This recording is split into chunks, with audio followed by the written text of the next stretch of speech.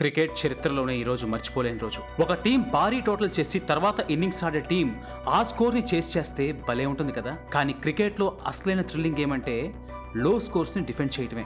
అయితే ఇప్పుడు నేను చెప్పబోయే ఒక మ్యాచ్ లో ఒక ప్రత్యేకత ఉంది. 1996 ఏప్రిల్ 3వ తారీఖున న్యూజిలాండ్ వర్సెస్ వెస్టిండీస్ మధ్య జరిగిన మ్యాచ్ లో ఏకంగా 11 మంది ప్లేయర్స్ ని మ్యాన్ ఆఫ్ ది మ్యాచ్ గా ఎంపిక చేశారు. ఇక వివరాల్లోకి వెళ్తే అది అటు బ్యాటింగ్ పిచ్ కాదు, ఇటు బౌలింగ్ పిచ్ కాదు, టూ బయాస్డ్ పిచ్.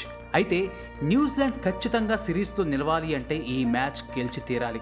దానికి తోడు న్యూజిలాండ్ ఓపెనర్స్ ఇద్దరు బ్రహ్మాండమైన ఓపెనింగ్ ఇచ్చారు. 16 ఓవర్స్కే టీమ్ స్కోర్ 100 పరుగులు దాటింది. అయితే ఒక్కసారిగా పుంజుకున్నారు వెస్టిండీస్ బౌలర్స్. లారీ విలియమ్స్ అలాగే ఫిల్ సైమన్స్ దెబ్బకి 158 పరుగులకే ఆల్అౌట్ అయింది న్యూజిలాండ్. ఆ టార్గెట్ చేసి చేయటం ఆ టైంలో వెస్టిండీస్ కి పెద్ద పనేం కాదు.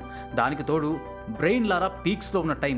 సర్ వీవ్ రిచర్డ్స్ కి కరెక్ట్ రీప్లేస్మెంట్ గా వచ్చిన బ్రెయిన్ లారా ప్రత్యర్థి బౌలర్స్ పై విరుచుకుపడేవాడు. అప్పటికే సిరీస్ లో ఒక సూపర్ సెంచరీ చేసిన బ్రెయిన్ ఈ మ్యాచ్ ని త్వరగా పూర్తి చేస్తాడు అనుకున్నారు. వచ్చి రాగానే దూకుడుగా ఆడటం మొదలుపెట్టాడు. కానీ అదే దూకుడులో లార్సన్ బౌలింగ్ లో అవుట్ అయ్యాడు. ఆ తర్వాత ఎవ్వరికీ కూడా న్యూజిలాండ్ బౌలర్స్ చిన్న అవకాశం కూడా ఇవ్వలేదు. కట్టుదిట్టమైన బౌలింగ్, మెరుపు ఫీల్డింగ్ తో విండీస్ చాలా ఈజీగా గెలిచేస్తారు అనుకున్న మ్యాచ్ ని కని విని ఎరిగిన రీతిలో ప్రతి ప్లేయర్ తమ 100% ఇవ్వడంతో 154 పరుగులకే విండీస్ ఆల్అౌట్ అయింది. తొలిసారిగా న్యూజిలాండ్ ప్లేయర్స్ అందరికీ ఆ రోజు man of the match award అందజేశారు. క్రికెట్ చరిత్రలోనే ఒక టీంలో ఉన్న 11 మందికి మ్యాన్ ఆఫ్ ది మ్యాచ్ ఇవ్వడం ఇదే తొలిసారి. అయితే ఎంతకు ప్రతీకారంగా లాస్ట్ మ్యాచ్ ఆడిన విండీస్ న్యూజిలాండ్ పై ఘన విజయం సాధించింది.